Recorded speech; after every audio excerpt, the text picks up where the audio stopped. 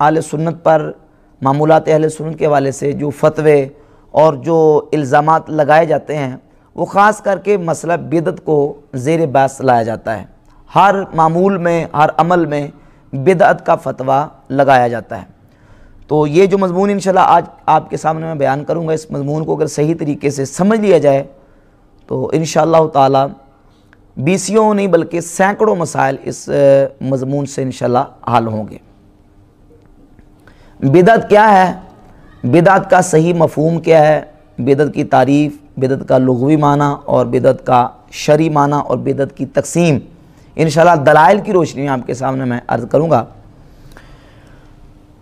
سب سے پہلے مقدمے کے طور پر ایک بات عرض کروں گا کہ جس درجے کا مسئلہ ہو اسی درجے کی دلیل کا مطالبہ کیا جاتا ہے۔ مسئلہ اگر فرضیت کا ہو تو دلیل بھی فرضیت کے درجے کی دی جائے گی، اور مسئلہ اگر کسی چیز کو قطعی حرام ٹھہرانے کا ہو تو دلیل بھی اسی درجے کی دی جائے گی، اور مطالبہ بھی اسی درجے کی دلیل کا کیا جائے گا۔ مثال کے طور پہ کوئی بندہ دعوے دار ہے کہ یہ کام کرنا فرض ہے، تو اب اس مدعی سے دلیل کا مطالبہ کیا جائے گا کہ بھائی ایسی کوئی دلیل پیش کرو جو قطعی ثبوت ہو، قطعی دلالت ہو، قرآن پاک کی کوئی نص ہو یا احادیث مشہورہ یا احادیث متواترہ ہو، جس سے ہم اس مسئلے کو ثابت کر سکیں۔ اور اگر وہ دعوے دار ہے کسی چیز کے مستحب ہونے کا تو ظاہر ہے کہ مستحب کے لیے قرآن کی نص قطعی کی ضرورت نہیں ہے اور نہ ہی احادیث متواترہ کی ضرورت ہے، بلکہ مستحب کے لیے تو ہمارے موقف کے مطابق اگر کوئی ضعیف حدیث بھی مل جائے اور وہ استحباب کو ثابت کرتی ہو تو اس سے استحباب ثابت ہو جاتا ہے۔ نبی کریم علیہ السلام کے صحابہ میں سے کسی صحابی کا عمل مل جائے، بلکہ یہاں تک کہ اہل ایمان علماء صاحب حل و عقد لوگ کسی چیز کو پسند کر لیں۔ مستدرک الصحیحین میں سند صحیح کے ساتھ حضرت عبداللہ ابن مسعود رضی اللہ تعالیٰ کا قول ہے، ما رآہ المؤمنون حسنا فہو عند اللہ حسن، جس کو مومن اچھا جانتے ہیں، اچھا سمجھتے ہیں، وہ اللہ کے ہاں بھی اچھا ہے، اللہ بھی اس کو پسند کرتا ہے۔ مستدرک حاکم کی جلد 3 صفحہ 284 اور حدیث کا نمبر 4465۔ تو جس کو اہل ایمان پسند کریں وہ کام بھی مستحب کے درجے میں آ جاتا ہے۔ اب مستحب جو ہے اس کو ثابت کرنے کے لیے کوئی بندہ یہ مطالبہ کرے کہ دلیل وہ دو جس سے فرضیت ثابت ہوتی ہے، تو اسے پرلے درجے کا بے عقل کہا جا سکتا ہے، وہ ذی شعور انسان کہلانے کا حقدار نہیں ہے۔ جب ہمارا کسی چیز کی فرضیت کا دعویٰ ہی نہیں ہے تو فرضیت کے درجے کی دلیل بھی ہم دینے کے پابند نہیں ہیں۔ مستحب کا ہے تو مستحب کے لیے مستحب کے درجے کی دلیل، اور مستحب جو ہے یہ ترغیبات میں سے سب سے نچلا درجہ ہے، سب سے نچلا درجہ، تو اس کے لیے ہلکی سی دلیل بھی اگر ہو یا کم از کم اس کو اہل ایمان نے اور علماء نے پسند ہی کیا ہو تو اس کے اچھا ہونے کے لیے اتنا ہی کیا ہے کافی ہے۔ اور دوسرا مسئلہ یہ کہ الاصل فی الاشیاء اباحہ، اصل اشیاء میں اباحت ہے۔ یہ ہمارا اصول ہے، کتاب و سنت سے ضابطہ یہ بحمد تعالی ہمارے علماء نے بیان کیا ہے کہ اشیاء میں اصل اباحت ہے، ہر چیز اپنی اصل کے اعتبار سے مباح ہے، جائز ہے اس کا کرنا، الا یہ کہ اس کسی بھی چیز کے ممنوع ہونے پر دلیل قائم ہو جائے، چاہے دلیل اشارتاً ہو یا صراحتاً ہو، تصریحاً ہو یا تلویحاً ہو، اس کی ممانعت پر دلیل آ جائے تو وہ کام ممنوع ٹھہرے گا، اور اگر اس کے منع ہونے پر کوئی دلیل نہیں ہے تو اس کو ممنوع قرار نہیں دیا جا سکتا۔ الاصل فی الاشیاء الاباحہ، اصل میں چیزوں میں اشیاء میں اباحت ہے۔ جس طرح اس کی مثال سمجھیں، جیسے حدیث ہے کل مولود یولد علی الفطرۃ، ہر بچہ دین فطرت پر پیدا ہوتا ہے۔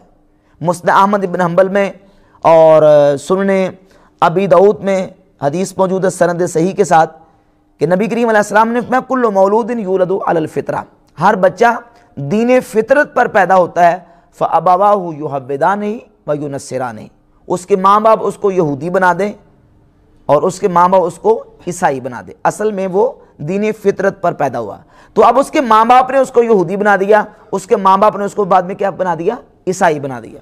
الاصل فی الاشیاء الاباحہ, اصل میں تمام اشیاء میں اباحت ہے. ہاں یہ ہے کہ اگر اس پر کوئی منع ہونے پر دلیل شرعی قائم ہو جائے تو اس کو ممنوع قرار دیں گے. یہ جو ہمارا اصول ہے قرآن مجید کی آیات سے اور نبی کریم علیہ الصلوۃ والسلام کی صحیح احادیث سے ثابت ہے. سورۃ المائدہ کی آیت نمبر 101 میں اللہ رب العزت نے ارشاد فرمایا, اعوذ باللہ من الشیطان الرجیم, بسم اللہ الرحمن الرحیم, یا ایھا الذین آمنوا لا تسألوا عن اشیاء ان تبد لکم تسؤکم. اے ایمان والو, تم چیزوں کے بارے میں سوال مت کیا کرو اگر وہ تمہارے لیے ظاہر کر دی جائیں تو تمہیں بری لگیں. وَإِن تَسْأَلُوا حِينَ يُنَزَّلُ الْقُرْآنُ, اور اگر تم سوال کرو جس وقت قرآن نازل کیا جا رہا ہے, تُبْدَ لَكُمْ, تو وہ چیزیں تمہارے لیے ظاہر کر دی جائیں گی. عَفَا اللَّهُ عَنْهَا, اللہ نے ان سے درگزر فرمایا ہے. وَاللَّهُ غَفُورٌ حَلِيمٌ, اور اللہ بخشنے والا حلم والا ہے. اس آیت سے یہ بات واضح ہوئی کہ چیزیں پہلے اپنی اصل کے اعتبار سے مباح ہیں. عَفَا اللَّهُ عَنْهَا, اللہ نے ان سے درگزر کیا ہے. جب تک کسی چیز کے منع ہونے پر کوئی حکم نہ آ جائے تو وہ چیز منع نہیں ہے, تم ان کو کرتے چلے جاؤ, اور وہ تمہارے لیے اللہ نے ان کو چھوڑ دیا ہے, اللہ نے ان سے درگزر کیا ہے, وہ تمہارے لیے معاف ہے. ہوتا یہ تھا کہ نبی کریم صلی اللہ علیہ وسلم کی بارگاہ اقدس میں لوگ سوال کرتے تھے کہ یا رسول اللہ, کیا یہ چیز حلال ہے یا حرام ہے, یہ چیز حلال ہے یا حرام ہے. تو اب ان کے سوال کرنے سے پہلے وہ حرام نہیں ہوتی تھی.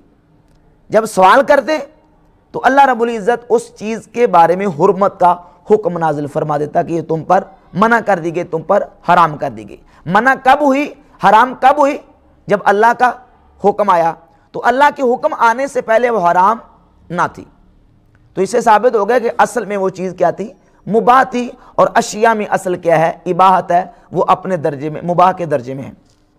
صحیح بخاری حدیث نمبر 7299, نبی کریم علیہ الصلوۃ والسلام نے فرمایا, ان اعظم المسلمین فی المسلمین جرما, مسلمانوں میں جرم کے اعتبار سے سب سے بڑا مسلم وہ ہے من سأل عن شیء لم یحرم علی المسلمین فحرم من اجل مسألتہ, کہ اس نے کسی چیز کے بارے میں سوال کیا اور اس کے سوال کرنے کی وجہ سے وہ چیز مسلمانوں پر حرام کر دی گئی, حالانکہ اس کے سوال کرنے سے پہلے وہ چیز مسلمانوں پر حرام نہیں تھی. حرام کب ہوئی؟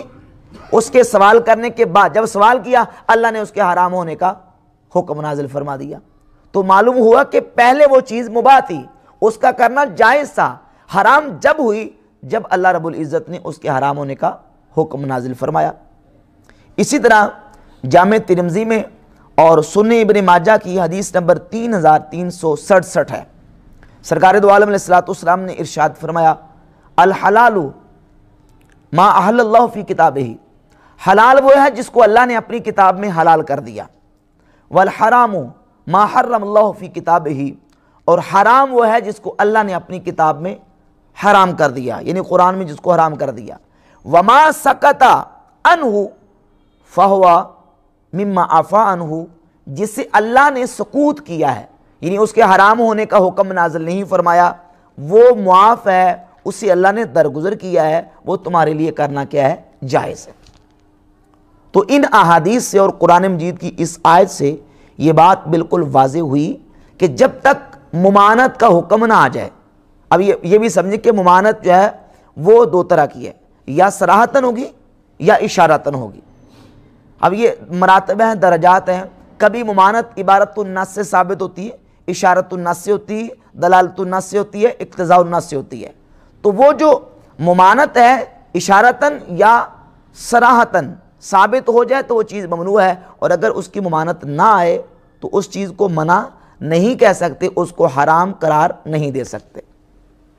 اس پر وہ صحیح بخاری کی حدیث بھی ہماری تائید کرتی ہے کہ اس اصول کی تائید کرتی ہے کہ سیدنا صدیق اکبر رضی اللہ تعالیٰ عنہ کے دور خلافت میں جب جمع قرآن کا مسئلہ پیش آیا, اور بڑی وہ زبردست حدیث ہے, صحیح بخاری میں اس کا نمبر ہے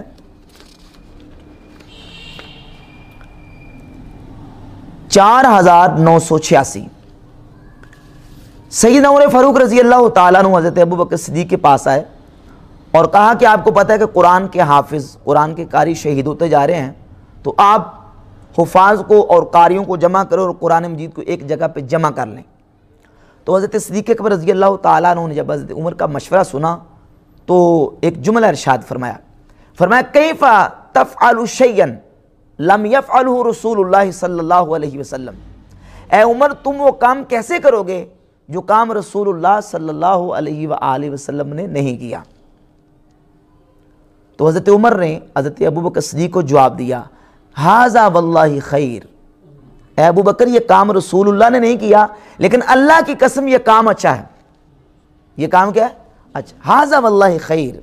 ابو بکر صدیق کہتے ہیں کہ عمر مجھ سے کہتے رہے حتیٰ کہ اللہ نے میرے سینے کو عمر کی بات کے لیے کھول دیا اور میں نے عمر کے ساتھ اتفاق کر لیا کہ اگرچہ کام رسول اللہ صلی اللہ علیہ وسلم نے نہیں کیا لیکن کام کیا ہے؟ اچھا ہے۔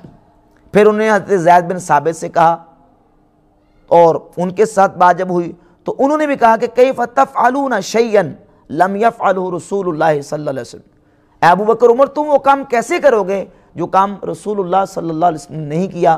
تو حضرت صدیق اکبر نے ان کو جواب دیا کہ واللہ خیر، اللہ کی قسم یہ کام حضور نے تو نہیں کیا لیکن کام کیا ہے؟ اچھا ہے۔ تو معلوم ہوا کہ اس کام کی اچھائی کو دیکھا جائے گا، اگر وہ کام اچھا ہے نیا ہو یا پرانا تو وہ اچھا ہے، اور اگر وہ کام برا ہے چاہے وہ نیا ہے یا پرانا وہ کیا ہے؟ برا ہے۔ تو یہ اصول بالکل واضح ہو گیا کہ اصل میں اشیاء میں کیا ہے؟ اباحت ہے۔ ہم حرام یا ممنوع اس کام کو کہیں گے جس کے حرام اور ممنوع ہونے پر شریعت کی طرف سے دلیل آ جائے۔ جس کے حرام اور ممنوع ہونے پر دلیل نہ ہو، اس کو کوئی تحکم یا سینہ زوری سے حرام کرنا چاہے تو کسی کے حرام کرنے سے وہ حرام نہیں ہوتی۔ اور پھر یہ بھی یاد رہے کہ اصول یہ ہے البینۃ علی المدعی والیمین علی من انکر، جو کسی چیز کا خلاف اصل دعویٰ کرتے ہیں کہ یہ چیز حرام ہے، یہ ممنوع ہے، یہ ناجائز ہے، تو وہ مدعی ہے کیونکہ وہ خلاف اصل کا دعوے دار ہے، اور جو خلاف اصل کا دعوے دار ہوگا وہ اپنے دعوے پر دلیل پیش کرے گا۔ اب وہ ہوتا ہی ہے کہ ہمارے جتنے اہل سنت کے معمولات ہیں، ایصال ثواب کے محافل ہوں یا کہ میلاد شریف کی محفل ہو یا دیگر ہمارے جو معمولات ہیں، ان پر مخالفین اہل سنت ہمارے عام لوگوں سے دلیل کا مطالبہ کرتے ہیں کہ آپ یہ کام کرتے ہیں اس پر دلیل دیں، تو بھئی ہم ان کو نہ فرض سمجھتے ہیں نہ ان کو واجب سمجھتے ہیں، مستحب اور مباح کے درجے میں ہم رکھ کے ان کو کرتے ہیں۔ تو میں نے مقدمے میں یہ بات واضح کر دیا کہ مستحب کے لیے ہمیں وہ کتاب اللہ سے کوئی نص قطعی کی ضرورت نہیں ہے یا احادیث متواترہ کی ضرورت نہیں ہے، اس کے لیے تو کتاب اللہ اور سنت رسول کے عمومی دلائل بھی آ جائیں تو ان عمومی دلائل سے ہم اس کا استناد کر سکتے ہیں۔ مثال کے طور پہ عمومی دلائل میں سے دعا لگا لیجئے۔ اب دعا اور ذکر اللہ یہ مستحسن کام ہے، کتاب و سنت سے اس کے عمومی دلائل موجود ہیں۔ دعا کرنے کے اجیب دعوت الداعی اذا دعان، دعا کرنے والے کی اللہ دعا کو قبول کرتا ہے، اذا دعان جب بھی وہ دعا کرتا ہے، اذا لعموم الوقت، یہ اذا جو ہے یہ عربی میں عمومی وقت کے لیے آتا ہے، جب بھی کوئی اللہ کی بارگاہ میں دعا کرتا ہے تو اللہ تعالیٰ اس کی دعا کو قبول کرتا ہے۔ تو یہ عمومی دلائل سے دعا کی اہمیت ثابت ہے۔ اب کوئی کسی خاص وقت کے لیے کہے کہ اس خاص وقت میں تم دعا کرتے ہو، اس کا ثبوت فراہم کرو، تو جو منع کرتا ہے ثبوت وہ دے گا، ہم ثبوت کیوں دیں؟ کیونکہ ہم تو کتاب و سنت کے عمومی دلائل سے استدلال کر رہے ہیں۔ تو دعا کی اہمیت، ذکر اللہ کی اہمیت عمومی دلائل سے ثابت ہے۔ اب آ جائیں بدعت کے حوالے سے، بدعت کا لغوی معنی اور بدعت کا اصطلاحی معنی۔ امام ابن حجر عسقلانی فتح الباری شرح صحیح البخاری جلد نمبر 4 صفحہ 318 پہ لکھتے ہیں والبدعۃ اصلھا ما احدث علی غیر مثال سابق، کہتے ہیں بدعت کہتے ہیں کہ اس کی اصل یہ ہے کہ جو بغیر کسی سابقہ مثال کے کام نیا کیا جائے وہ بدعت ہے۔ وتطلق فی الشرع فی مقابل سنہ، اور شریعت میں یہ لفظ بدعت سنت کے مقابلے میں آتا ہے۔ فتکون مذمومہ، جب یہ سنت کے مقابلے میں آئے تو وہ بدعت مذموم ہوگی، وہ بری ہوگی، وہ کبھی بدعت ہوگی۔ و تحقیق، اور تحقیق یہ ہے ان کانت ممن تندرج تحت مستحسن فی الشرع فہی مستحسن، اگر وہ کسی مستحسن شرع کے تحت آتی ہو تو وہ شریعت میں مستحسن ہے، وَإِن كَانَتْ مِمَّن تَنْدَرِجُ تحت مستقبح فی الشرع فہی مستقبحہ، اور اگر وہ کسی ایسی چیز کے تحت آتی ہو جس کو شریعت نے کبھی کہا ہے تو وہ بدعت کبھی ہے، وہ بدعت کیا ہے؟ کبھی ہے۔ وَإِلَّا فَهِيَ مِنْ قِسْمِ الْمُبَاحِ، اور اگر وہ مستقبح کے تحت بھی نہیں ہے اور مستحسن کے تحت بھی نہیں ہے تو وہ مباح ہے۔ وہ بدعت کون سی ہے؟ بدعت مباح ہے۔ وَقَدْ تَنْقَسِمُ إِلَى الْأَحْكَامِ الْخَمْسَةِ، فرماتے ہیں کہ بدعت کی پھر کتنی قسمیں بنتی ہیں؟ 5۔ بدعت واجبہ، مندوبہ، محرمہ، مستحبہ، یہ ساری اس کی آگے تقسیم ہے۔ اسی بات کو ہدیۃ المہدی کے صفحہ 117 پہ غیر مقلد عالم وحید الزمان حیدرآبادی نے بھی ذکر کیا ہے، اور امام نووی رحمۃ اللہ علیہ نے شرح صحیح مسلم میں بھی بدعت کی 5 اقسام بیان کی ہیں۔ اور بدعت کی تقسیم کے حوالے سے ایک زبردست حوالہ حضرت امام محمد بن ادریس شافعی رحمۃ اللہ علیہ کا حافظ ذہبی نے سیر اعلام نبلاء کی جلد 8 صفحہ 266 پہ بیان کیا ہے۔ امام شافعی فرماتے ہیں المحدثات من الامور دربان، نئے کام نئی باتیں اس کی 2 قسمیں ہیں۔ احدہما ما احدث مما یخالف کتابا او سنتا او اثرا او اجماعا، کہ اگر وہ نیا کام کتاب کے یعنی قرآن کے، سنت پیغمبر کے یا اثر صحابی کے یا اجماع امت کے خلاف ہو، فَهَذِهِ الْبِدْعَةُ ضَلَالَةٌ، تو یہ بدعت گمراہی ہے، یہ بدعت گمراہی ہے جو کتاب اللہ، سنت رسول اور اثر صحابی یا اجماع امت کے خلاف ہے۔ وَالثَّانِيَةُ، اور دوسری ما احدث من الخیر لا خلاف فیہ لواحد من ھذا، دوسری وہ ہے جو بلائی، جو نیک اچھا کام کیا جائے اور وہ ان 4 چیزوں میں سے کتاب اللہ، سنت پیغمبر اور اثر صحابی اور اجماع امت میں سے کسی ایک کا بھی خلاف نہ ہو، فَهِيَ مُحْدِثَةٌ غیر مذمومہ، وہ ایسا نیا کام ہے جو برا نہیں ہے، وہ برا کام نہیں ہے۔ تو بدعت کی جو تقسیم امام ابن عسقلانی نے، امام نووی نے اور امام محمد بن ادریس شافعی رحمۃ اللہ علیہ نے کی ہے، یہ تقسیم ہمیں جب ہم بدعت کے متعلقہ آنے والی احادیث کو جمع و تطبیق دے کے اس کا نتیجہ نکالتے ہیں تو نتیجہ اور رزلٹ یہی نکلتا ہے کہ بدعت کی تقسیم ہوتی ہے۔ جو بدعت کی تقسیم کو نہیں مانتے، جس طرح غیر مقلدین ہیں یا دیوبندی فرقے کے لوگ ہیں، غیر مقلدین ہیں، وہ کہتے ہیں نہیں کوئی قسم نہیں ہے جی بدعت کی، بدعت کے پاس ہر بدعت بری ہے۔ تقسیم وہ بھی کرتے ہیں، تقسیم وہ بھی کرتے ہیں۔ جب ہم بدعت کے حوالے سے احادیث کو لے کے آتے ہیں تو اب وہ کہتے ہیں بدعت کی 2 قسمیں ہیں جی، بدعت لغوی، بدعت شرعی۔ تو بھائی آپ کس اصول سے بدعت کی تقسیم کرتے ہیں؟ اگر تمہیں بدعت کی تقسیم کرنے کا حق حاصل ہے تو پھر احادیث کی روشنی میں ہم بھی بدعت کی تقسیم کریں گے کہ بدعت حسنہ اور بدعت سیئہ، یہ 2 قسمیں موجود ہیں احادیث کی روشنی میں۔ اور بدعت کا جو صحیح مفہوم ہے وہ اخذ کرنے کے لیے بدعت کے متعلقہ جتنی احادیث آتی ہیں، جب ہم ان احادیث کو دیکھتے ہیں تو مسئلہ بالکل واضح اور کلیئر ہو جاتا ہے۔ ہوتا یہ ہے کہ جتنی اس طرح کے فرقے گمراہ قسم کے لوگ ہوتے ہیں وہ یک طرفہ چلتے ہیں، دلائل کو جب لیتے ہیں ایک ہی مسئلے پر تو جو ان کی من پسند دلیل ہوتی ہے اس کو لے کے وہ چلے جاتے ہیں، اور جو ان کے مخالفت میں دلیل آتی ہے اس کو وہ چھوڑ جاتے ہیں۔ ہمیشہ سے یہ جو گمراہ فرقے ان کا یہ طریقہ رہا ہے۔ اب میں آپ کے سامنے بدعت کے حوالے سے 5-6 احادیث رکھوں گا، ان احادیث کو انشاءاللہ تطبیق دے کے یہ مسئلہ بالکل کلیئر ہوگا کہ حقیقت میں بدعت کا صحیح مفہوم کیا ہے۔ حدیث نمبر 1 صحیح بخاری اور مسلم میں متفق علیہ یہ حدیث ہے۔ نبی کریم صلی اللہ علیہ وآلہ وسلم نے ارشاد فرمایا، الفاظ میں تغیر ہے بخاری مسلم میں لیکن مضمون دونوں کا تقریباً ایک ہے، من احدث فی امرنا ھذا ما لیس منہ فہو رد۔ اب یہ آپ نے توجہ سے ان احادیث کو سننا اور اس کی انشاءاللہ تطبیق میں آپ کے سامنے بیان کروں گا۔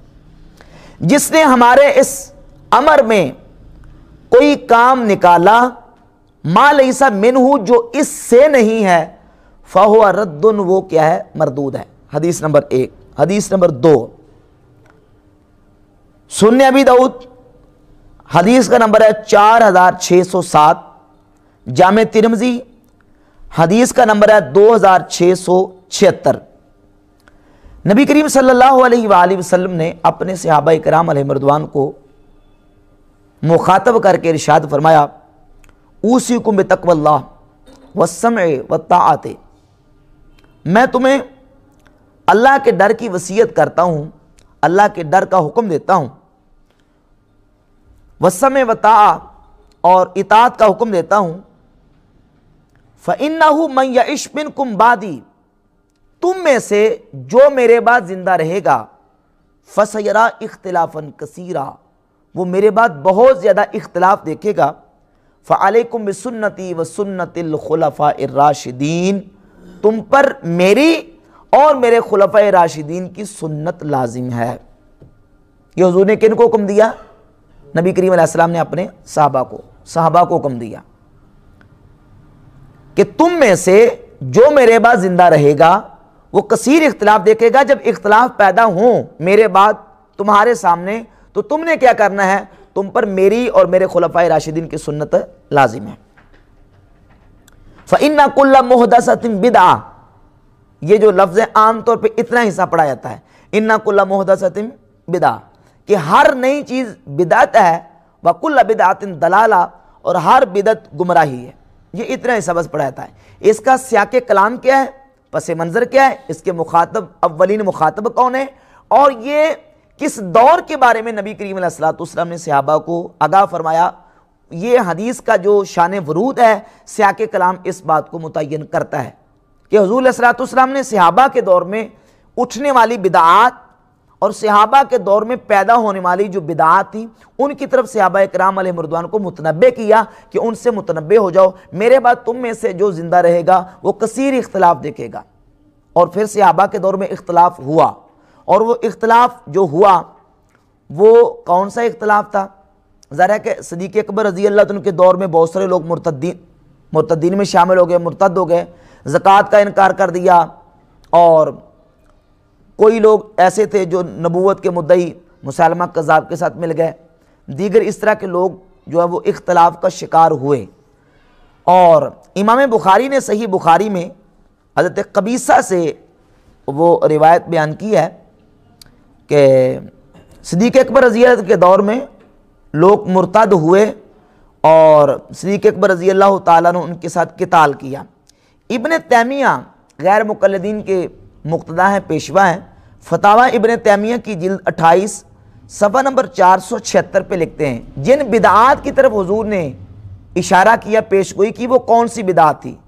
ابن تیمیہ لکھتے ہیں والنبی صلی اللہ علیہ وسلم ذکر الخوارج الحروریہ، نبی علیہ السلام نے حروری خارجیوں کا ذکر کیا.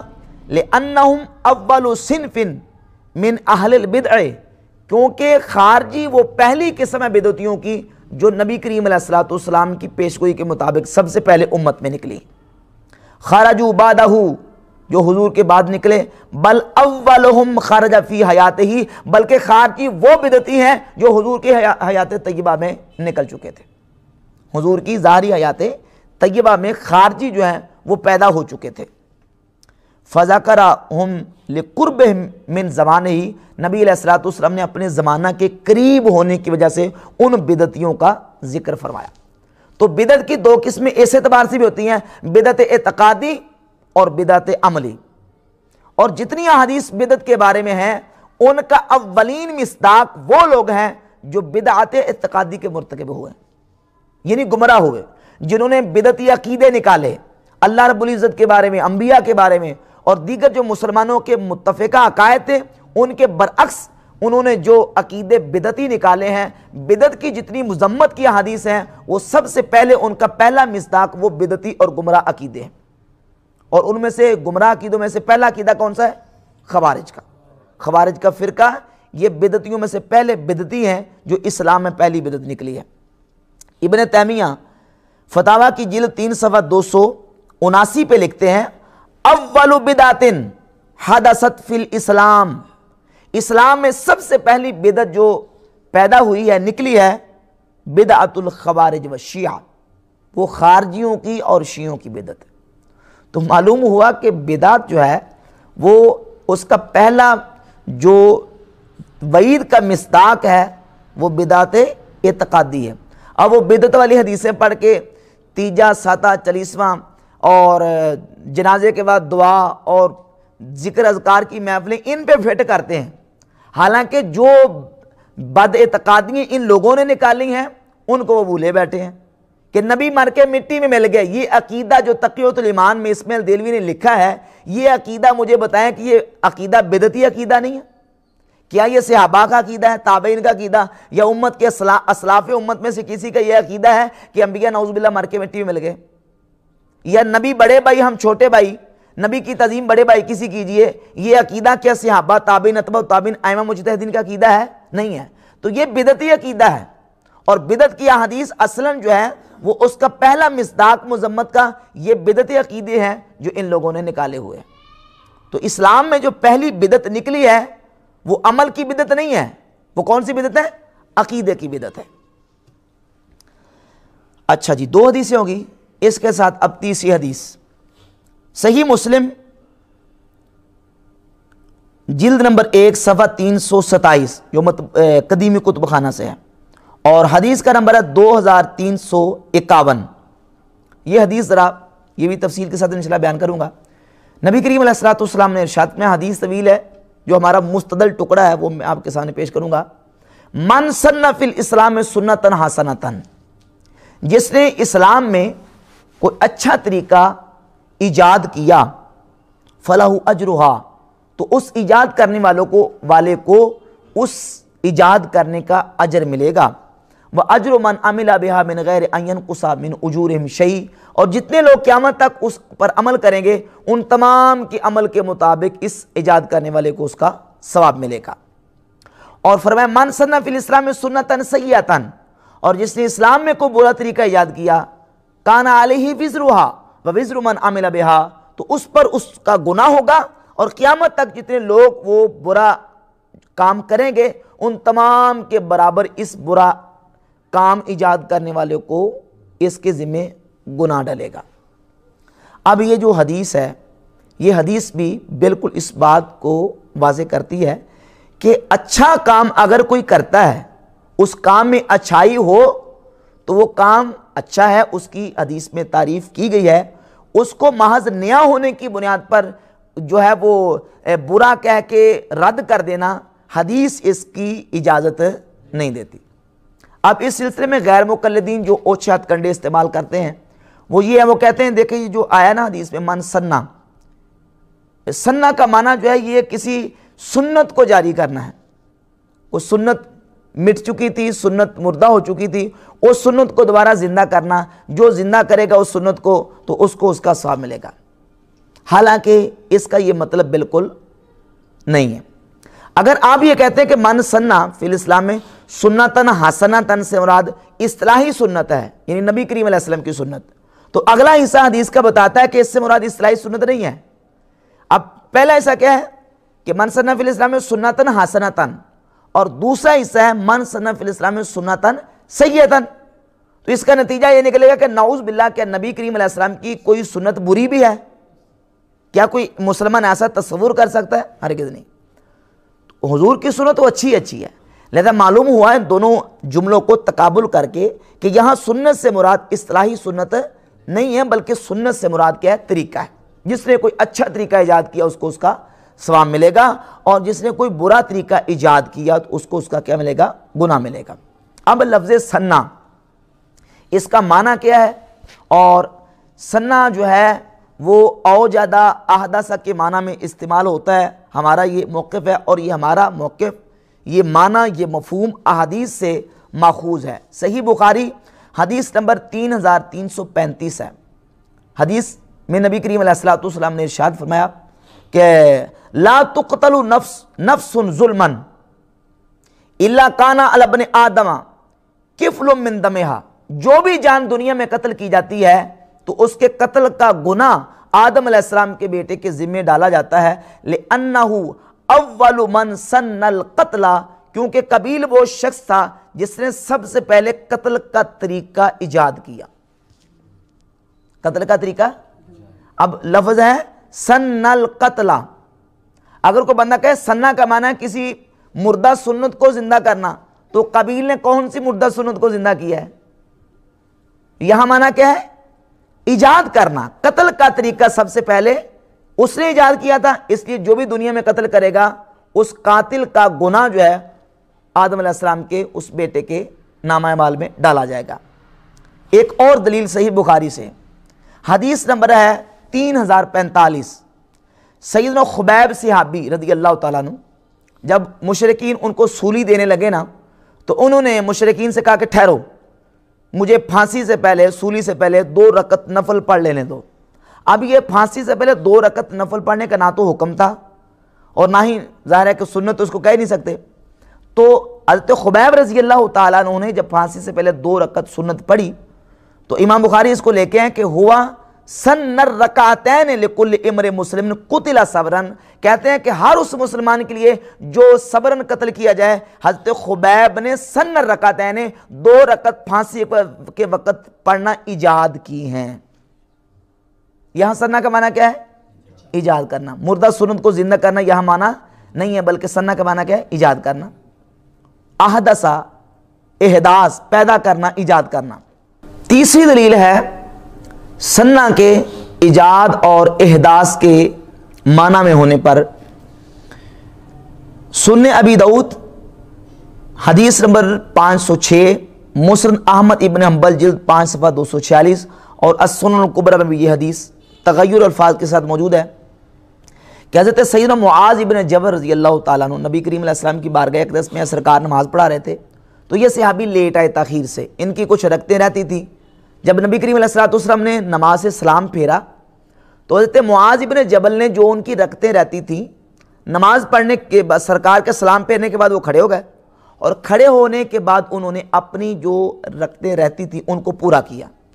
اب یہ اس سے پہلے جو نا وہ نبی کریم علیہ السلام نے کسی صحابی کو یہ تعلیم نہیں دی تھی، یہ حضرت معاذ ابن جبل نے اپنی طرف سے یہ کام کیا۔ جب انہوں نے کیا تو حضور علیہ السلام نے اس کی تعریف کی اور فرمایا قد سن لکم معاذ، تمہارے لیے معاذ نے یہ طریقہ ایجاد کیا ہے، فہاکذا ففعلوا، تم بھی ایسے ہی کیا کرو، جس کی رکعتیں رہ جائیں تو وہ اسی طرح کیا کرے کہ وہ بعد میں کھڑا ہو کے ان رکعتوں کو ادا کر لیا کرے۔ تو سنہ کا معنی یہاں کیا ہے؟ ایجاد کرنا اور احداث کرنا، پیدا کرنا۔ سن لکم معاذ، تمہارے لیے معاذ نے یہ طریقہ ایجاد کیا ہے۔ اچھا، پھر مزے کی بات یہ ہے سنن ابن ماجہ۔ سنن ابن ماجہ میں امام ابن ماجہ نے باقاعدہ ان حدیث کو ذکر کرتے وقت 2 باب قائم کیے ہیں۔ پہلا باب ہے باب من سنہ سنتن حسنتن او سیئتن، یہ الگ سے باب قائم کیا، اور الگ باب قائم کر کے اس کے تحت ان حدیث کو لے کے ہیں من سنہ فی الاسلام سنتن حسنتن، من سنہ فی الاسلام سنتن سیئتن، ان حدیث کو، اور آگے چیپٹر نمبر اس میں انہوں نے عنوان قائم کیا ہے باب من احیا سنتن قد امیتت، وہ حدیث جس میں مردہ سنت کو زندہ کرنے کا بیان ہے وہ الگ باب قائم کر کے جمع کیے ہیں، اور جس میں اچھا طریقہ ایجاد کرنے کا ذکر ہے ان کو الگ باب کے تحت ذکر کیا، اور یہ بات واضح کر دی کہ مردہ سنت کو زندہ کرنا اور چیز ہے اور اچھا اور نیک طریقہ ایجاد کرنا اور چیز۔ باب نمبر 14 اور باب نمبر 15۔ 14 میں کیا انہوں نے بیان کیا ہے؟ اچھا طریقہ ایجاد کرنا، اور 15 میں کیا بیان کیا ہے؟ کوئی جو سنت مٹ چکی ہے اس سنت کو زندہ کرنا۔ لہذا ان دلائل سے یہ بات بالکل روزی روشنی کی طرح واضح اور عیاں ہو جاتی ہے کہ من سنہ فی الاسلام سنتن حسنتن کا معنی یہ ہے کہ جس نے اسلام میں کوئی اچھا طریقہ ایجاد کیا اس کو اس کا ثواب ہوگا، اجر ملے گا، اور قیامت تک جتنے لوگ اس اچھے طریقے پر عمل کرتے رہیں گے ان تمام کا ثواب بھی اس اچھا طریقہ ایجاد کرنے والے کو اللہ رب العزت عطا کرے گا۔ یہ سنن دارمی ہے۔ سیدنا عبداللہ ابن مسعود رضی اللہ تعالیٰ عنہ سے یہ روایت سنن دارمی میں موجود ہے۔ حضرت عبداللہ ابن مسعود فرماتے ہیں کہ میرے پاس جلد نمبر 1 ہے اور صفحہ نمبر اس کا 142 اور روایت کا نمبر ہے 517۔ ابن مسعود فرماتے ہیں وَالسُنَّةُ الْحَسَنَةُ، اچھا طریقہ وہ ہے یَسُنُّهَا الرَّجُلُ، جس کو کوئی بندہ ایجاد کرتا ہے فَيُعْمَلُ بِهَا بَعْدَ مَوْتِهِ، اور اس کے مرنے کے بعد اس اچھے طریقے پر لوگ عمل کرتے ہیں، عمل کیا جاتا ہے، وہ کیا ہے؟ اچھا طریقہ ہے۔ تو یہاں بھی یسنو کا لفظ سیدنا عبداللہ ابن مسعود رضی اللہ تعالیٰ عنہ نے کس معنی میں استعمال کیا ہے؟ ایجاد کرنے کے معنی میں، احداث کرنے کے معنی میں۔ اچھا جی، 3 احادیث ہو گئیں، 3 احادیث کی وضاحت۔ اب آ جائیں حدیث نمبر 4، بدعت کا مفہوم سمجھنے کے لیے 4تھی حدیث۔ سرکار دو عالم علیہ السلام نے ارشاد فرمایا ما احدث قوم بدعتا الا رفع مثلها من السنہ، جب کوئی قوم بدعت طریقہ ایجاد کرتی ہے تو بدعت طریقہ ایجاد کرنے کی وجہ سے سنت طریقہ اٹھا لیا جاتا ہے۔ سنت طریقہ مستد احمد بن حنبل جلد 5 صفحہ 76، حدیث کا نمبر 16522، مجمع الزوائد جلد 1 صفحہ 188، اور الترغیب والترہیب جلد 1 صفحہ 45 پہ یہ حدیث موجود ہے کہ جب کوئی قوم بدعت طریقہ ایجاد کرتی ہے تو اس کے بدلے میں سنت اٹھا لی جاتی ہے۔ تو بدعت کی پہچان ایک یہ ہے کہ جس کے کرنے سے سنت طریقہ اٹھ جائے، سنت ختم ہو جائے، سنت چلی جائے، وہ طریقہ بدعت ہے۔ اور جو طریقہ سنت کو اٹھائے نہیں، سنت کو تبدیل نہیں کرے، بلکہ سنت کی تقویت کا باعث بنے اور سنت کو مزید تقویت دے، وہ طریقہ حقیقت میں بدعت نہیں ہے اور وہ برا طریقہ نہیں۔ جس طرح مثال کے طور پہ سیدنا عمر فاروق رضی اللہ تعالیٰ کا پورا مہینہ جماعت کے ساتھ نماز تراویح پڑھوانا، یہ سنت کو مضبوط کرتا ہے یا سنت کو بدل دیتا ہے؟ مضبوط کرتا ہے، سنت کو مزید تقویت دیتا ہے۔ حالانکہ سرکار دو عالم علیہ السلام نے پورا مہینہ بعد جماعت نماز تراویح نہیں پڑھی، یہ سب جانتے ہیں، نہیں پڑھی، لیکن حضرت سیدنا فاروق اعظم رضی اللہ تعالیٰ عنہ نے پورا مہینہ پڑھوائیں، تو اب انہوں نے سنت کو قائم کیا، نہ کہ سنت کو تبدیل کیا۔ اچھا، اگر دیکھا جائے تو یہ ظاہر میں بدعت ہے، اور پھر حضرت فاروق اعظم نے اس کو بدعت کہا بھی ہے۔ صحیح بخاری میں حدیث نمبر 2010 ہے، جب آپ نے دیکھا کہ قاری لوگوں کو نماز جماعت کے ساتھ پڑھا رہے ہیں تو آپ نے فرمایا نعم البدعۃ ھذہ، نعم البدعۃ ھذہ، یہ کیا کتنی اچھی بدعت ہے۔ اب اس حدیث کو سامنے رکھے، کل محدثۃ بدعہ، ہر محدث بدعت ہے، وکل بدعۃ ضلالہ، اور ہر بدعت گمراہی ہے، ہر بدعت گمراہی ہے۔ اور حضرت عمر کہتے ہیں نعم البدعۃ ھذہ، یہ کیا ہے؟ اچھی بدعت ہے۔ اب تخصیص کرنی پڑے گی۔ اس کی تخصیص کرتے ہوئے امام نووی رحمۃ اللہ علیہ نے شرح صحیح مسلم کی جلد نمبر 1 صفحہ 327 پر، اب دیکھیں نا، احادیث بعض مجمل ہوتی ہیں، بعض مفصل ہوتی ہیں، بعض احادیث جو ہیں وہ مطلق ہوتی ہیں، بعض مقید ہوتی ہیں۔ تو مطلق کو مقید کے ساتھ، عام کو خاص کے ساتھ، مجمل کو مبین کے ساتھ سمجھا جاتا ہے۔ اب 2 حدیثیں آ گئیں، ایک حدیث صحیح مسلم کی کہ جس نے اسلام میں کوئی اچھا طریقہ ایجاد کیا اس کو اس کا ثواب ملے گا، اور دوسری ابی داؤد کی حدیث ہے کہ ہر نیا کام بدعت، اور بدعت کیا ہے؟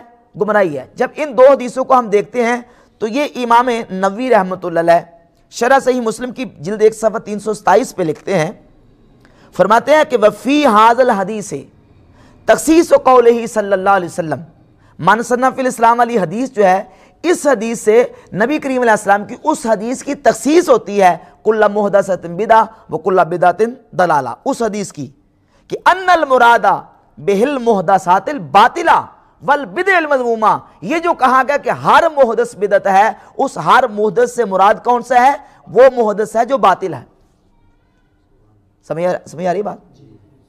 کہتے ہیں المراد بہل محدثات الباطلہ والبدع المذمومہ، کہ وہ محدث ہے جو محدث باطل ہے اور مذموم بدعت ہے، وہ بدعت ہے اور وہ گمراہی ہے، اور وہ کیا جہنم میں لے کے جائے گی۔ ان البدعۃ خمسۃ اقسام، امام نووی فرماتے ہیں اگر دیکھا جائے تو بدعت کی 5 قسمیں، واجبہ و مندوبہ و محرمہ و مکروہ و مباحہ، یہ 5 قسمیں محدث امام نووی رحمۃ اللہ نے کی ہیں، اور اسی طرح امام ابن حجر عسقلانی نے تقسیم کی ہے۔ یہی تقسیم امام محمد ابن ادریس شافعی رحمۃ اللہ علیہ نے کی ہے، اور یہی تقسیم امام غزالی رحمۃ اللہ دیگر محدثین اور اسلاف امت کی تقسیمات کرتے آئے اور اس کے قائل ہیں، اور تقسیمات انہوں نے کی ہیں دلائل کی روشنی میں، ان کے پاس سامنے احادیث تھی، ان احادیث کی روشنی میں۔ اس کے ساتھ اور احادیث بھی انشاءاللہ ملائیں گے تو مفہوم بالکل واضح ہو جائے گا کہ بدعت جو ہے وہ حسنہ اور سیئہ اس کی تقسیم ہے، ان دو قسموں کی طرف منقسم ہوتی ہے۔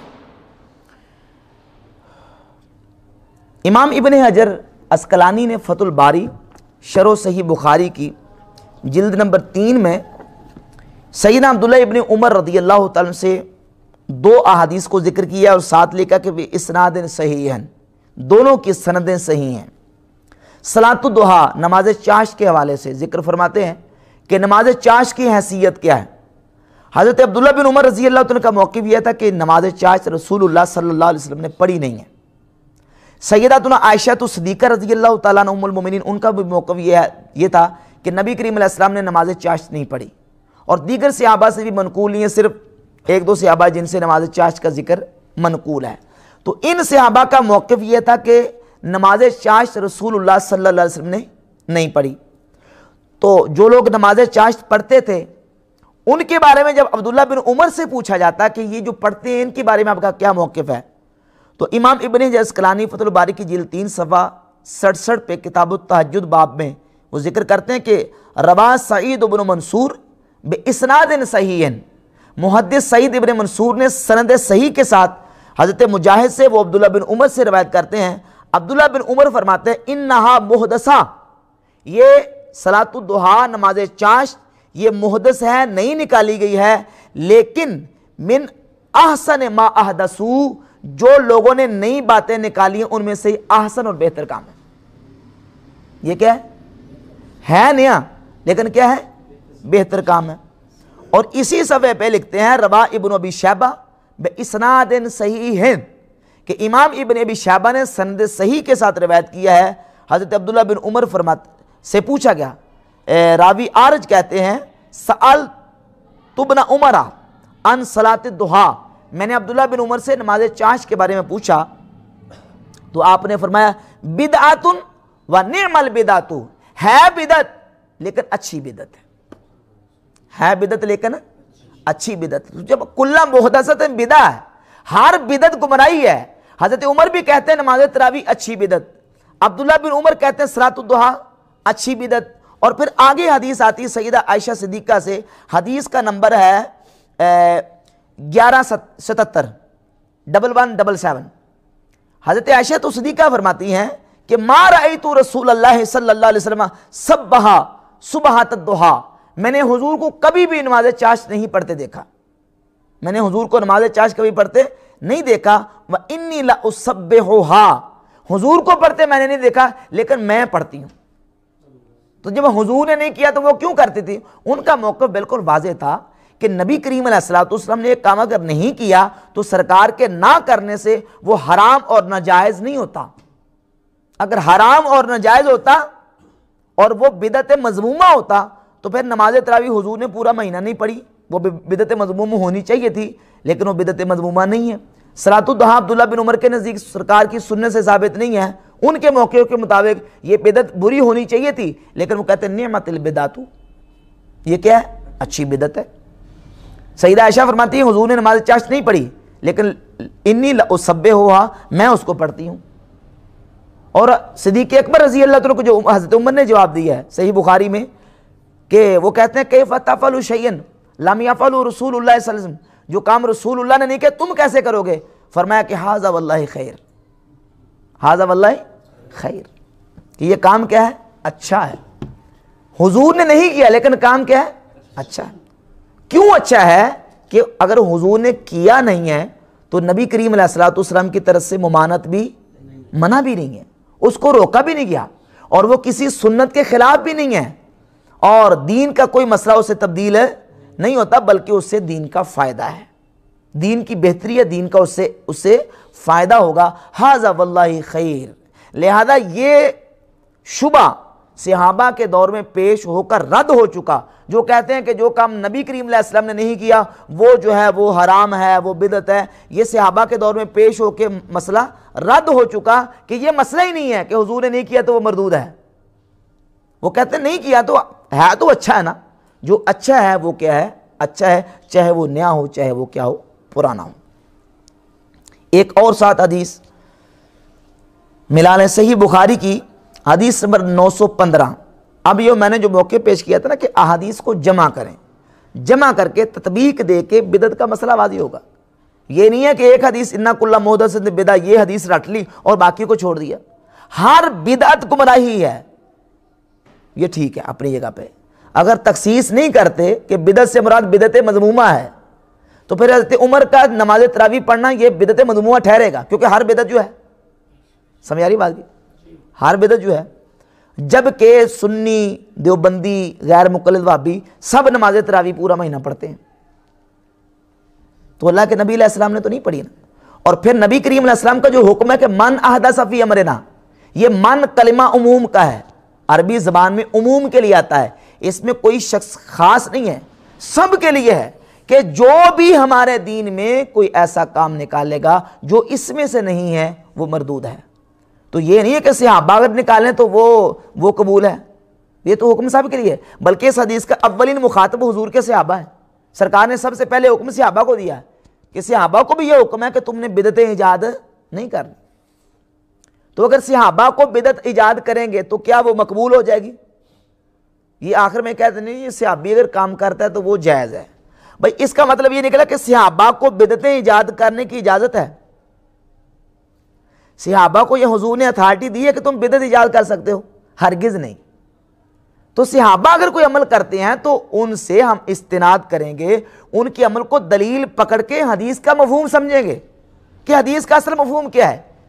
اِنَّ کُلَّ بِدْعَةٍ ضَلَالَۃٍ کا مفہوم کیا ہے؟ وہ اس سے مراد بدعت سے بدعت مذمومہ ہے، نہ کہ اچھا اور نیا، ہر نیا کا۔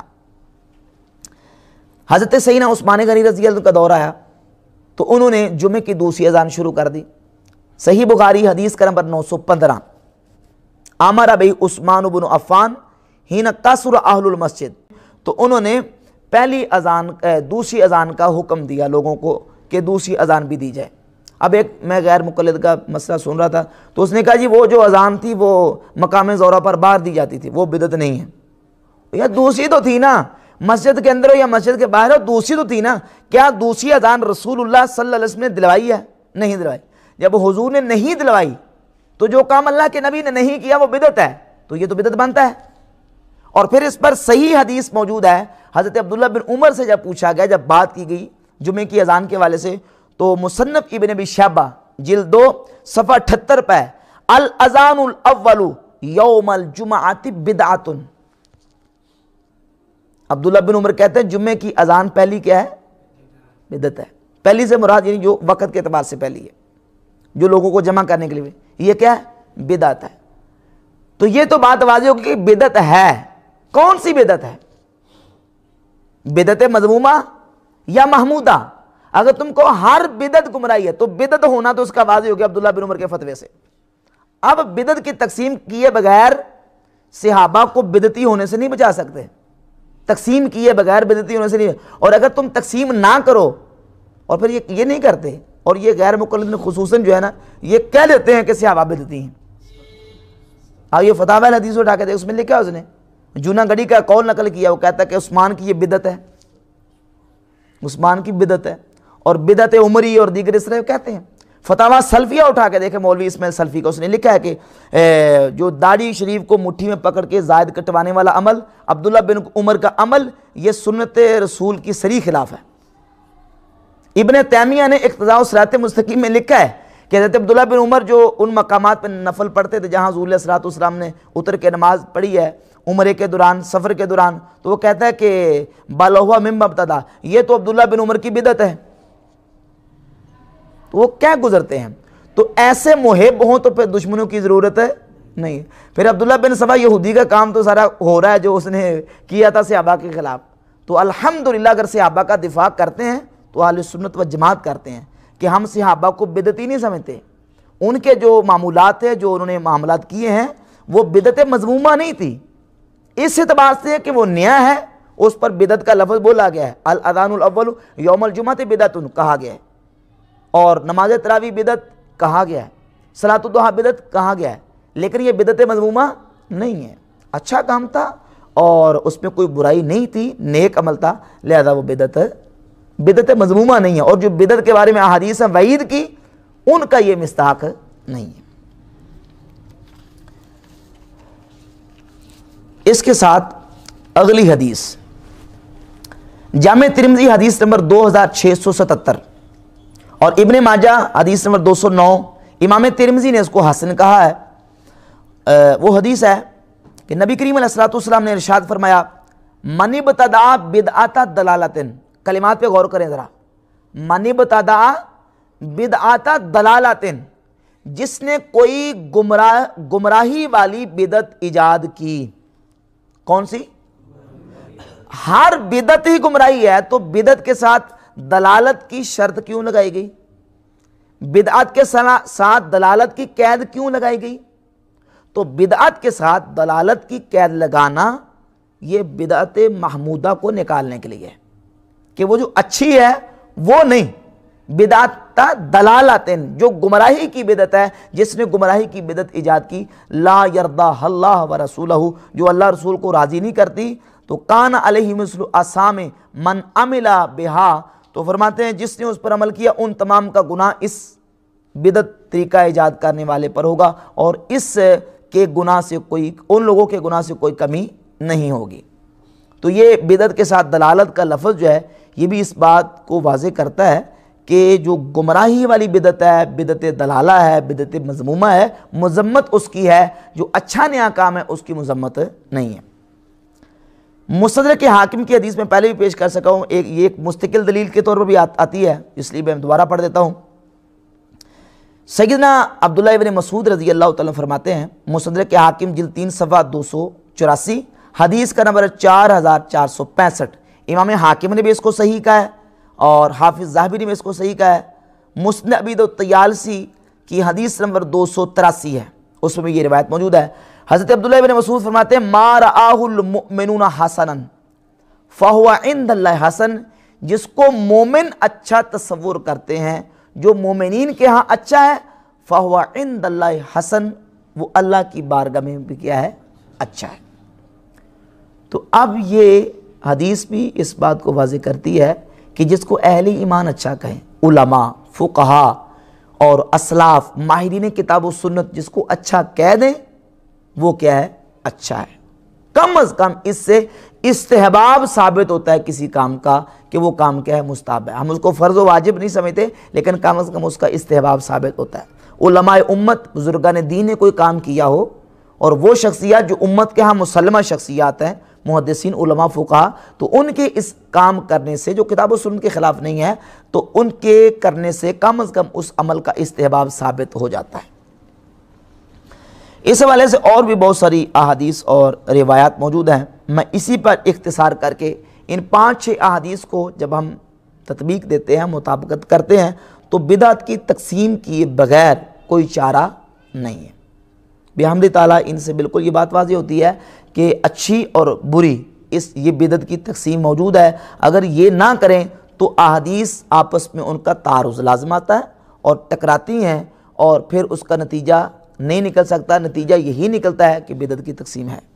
اس سلسلے میں ایک جو مخالفین بہت بڑی اپنے طور پہ دلیل پیش کرتے ہیں، وہ کہتے ہیں جی آپ نے صحابہ کے دور کی مثالیں دی ہیں کہ حضرت عمر نے نماز تراویح پورا مہینہ ایجاد کی، حضرت عثمان غنی نے جمعہ کی پہلی اذان ایجاد کی، اور حضرت عبداللہ بن عمر نے صلاۃ الضحیٰ کو بدعت حسنہ کہا، اور اس کے ساتھ دیگر اور بھی چیزیں ملا لیں، جس طرح کہ مسجدوں کے مینار، عملاً مسجد کا مینار بنانا، یہ نبی کریم علیہ الصلوۃ والسلام اور حضور علیہ الصلوۃ والسلام کے صحابہ سے ثابت نہیں ہے، حضور کے صحابہ سے ثابت نہیں ہے، بلکہ الدر الثمینہ میں امام ابن نجار نے ذکر کیا کہ سب سے پہلے مسجد نبوی شریف کے مینار اموی خلیفہ راشد حضرت عمر بن عبدالعزیز رحمہ اللہ نے بنوائے تھے، اور اسی طرح مسجد کے جو محراب، یہ تاکی شکل میں چھوٹا سا ایک جو دیوار قبلہ میں چھوٹا سا تاکی شکل میں محراب بنایا جاتا ہے. ایک ہے محراب کا معنی، محراب کا معنی ہوتا ہے جو دیوار قبلہ، جو قبلے والی دیوار ہے نا جدھر منہ کر کے نماز پڑھتے ہیں، اس کو بھی محراب کہتے ہیں. جو صدر ہے، اول حصہ ہے نماز پڑھنے کا، اس کو بھی محراب کہتے ہیں. اور ایک ہے یہ تاکی شکل میں چھوٹا سا، یہ جو مسجدوں کے ساتھ ایک محراب بنا ہوتا ہے.